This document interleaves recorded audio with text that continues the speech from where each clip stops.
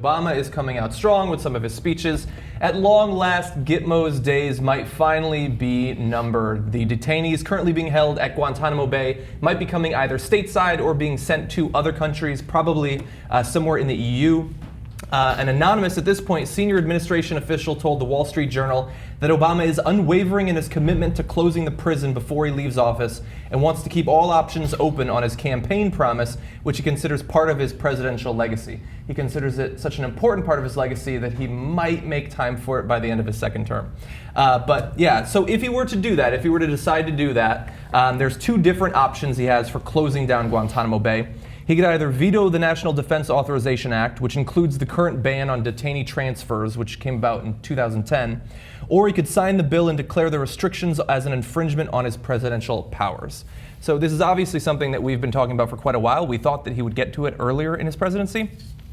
Is this just a pre-election sort of thing you do to rile up the base, or do you think he actually might do something? No. Quite the opposite. So number one, if he actually does close Guantanamo Bay, even though Congress is opposed to it, I'm going to give him a world of credit for it, okay? Because look, we always talk about how he doesn't do enough and he doesn't push progressive policies. This would be politically fairly ballsy to do, right? Because there's a ton of heat on him for already doing too many executive orders. The Republicans are on the warpath. So if he follows through on this, credit where credit is due. Okay. No, but the reason that it's being released now, at first I was like, what? Why release it? Because about 2/3 of the country does not want them to come to America. So it's actually a politically brave thing to do, which President Obama is not well known for. So why release it before the election? And then I realized, no, they leaked it to the Wall Street Journal, which is generally conservative, owned by Murdoch now, right? It was someone who is against the Democrats who leaked it, because then Boehner jumps on it, which John's going to tell us more about, and it's like, oh my God, the terrorists are coming. So, in fact, the White House is probably livid about this leak. Well, that's the problem. He's damned if he does, damned if he don't on Guantanamo. And the only reason that Gitmo is not closed now is because there's nowhere to fucking send him.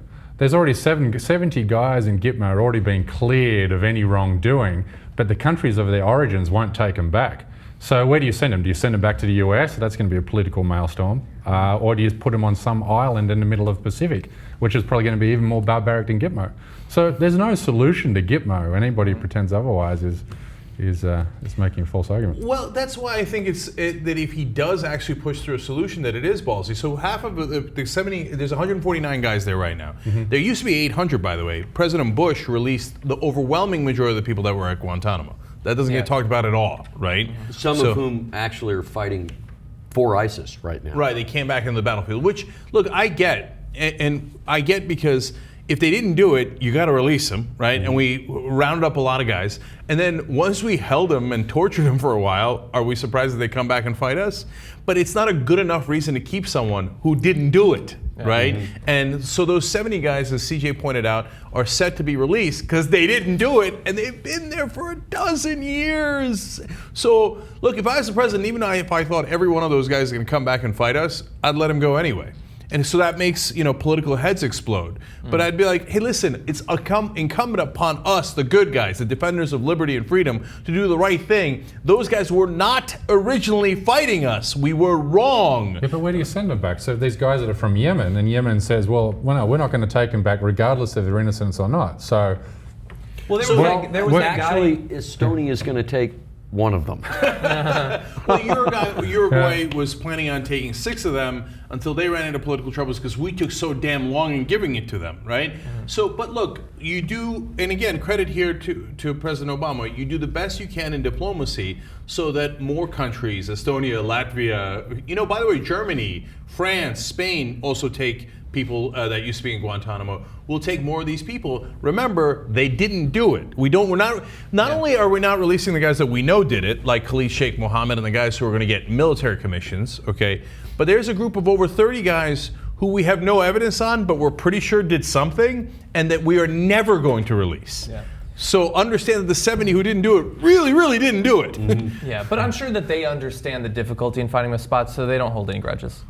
But so I do want to get to my I agree with you. It's a hard case to make. I think we could make the case, and I hope that we take a chance at that in a second. But I do want to get to some of the criticism that Obama has been facing after this was leaked to the Wall Street Journal.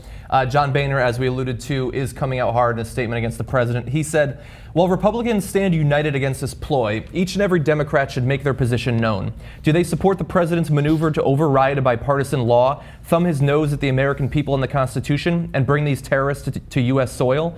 Or do they stand with the American people and oppose this dangerous plan? House Republicans have kept our pledge to America to keep these terrorists out of the United States, and we will do everything within our power to keep our pledge and hold the administration accountable." That's pretty much what you would expect him to say. Yeah, of course. Right. This is a gift wrap for him before the election. Yeah. The Obama is, while we're fighting ISIS, he's going to bring the terrorists inside our country, right? Yeah. You know me, from day one, I would have said, I'm closing it immediately. I wasn't kidding around. I could do it by executive order. I'm going to.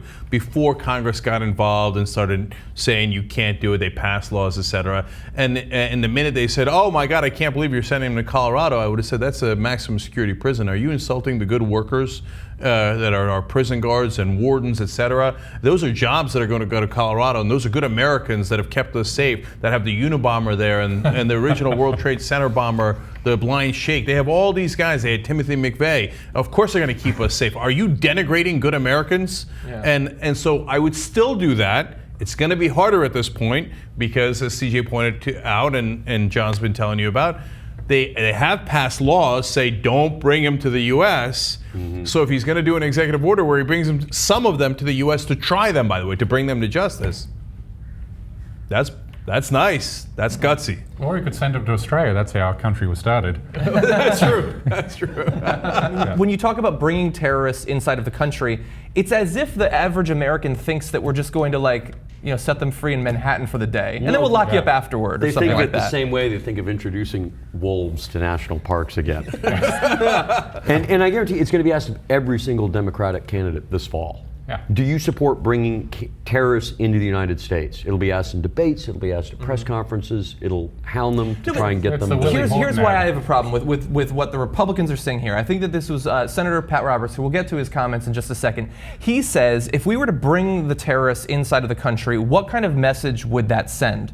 Well, Pat Roberts, what kind of message are we sending right now where we say that if a terrorist gets into the country, we have no capability to stop them from wreaking whatever havoc they want? Even if we have them in federal custody, they'll inevitably get out because we're such useless, incapable chuckleheads that they will be able to escape and blow up a nuclear power plant. That's the message we are currently sending, that we can't afford to let them have their boots on our ground for even a second.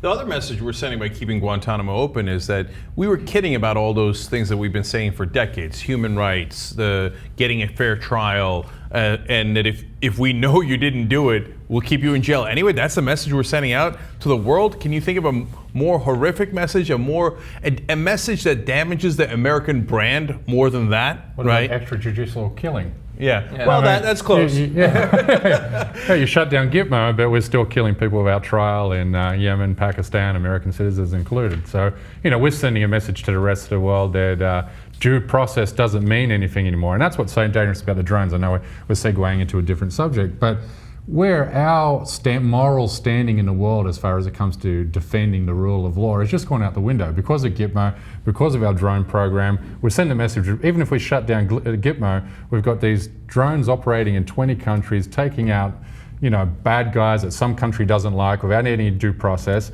And that's the precedence that America sets in the world, that it's okay to kill people without due trial. And what if every country in the world follows that exam process? What sort of world are we heading into? So Gitmo is just one small issue in the whole, schema. It seemed like we said that, going into a country that didn't attack you like Iraq, that might set a bad precedent. But luckily, Russia didn't take that precedent and run with it. Okay.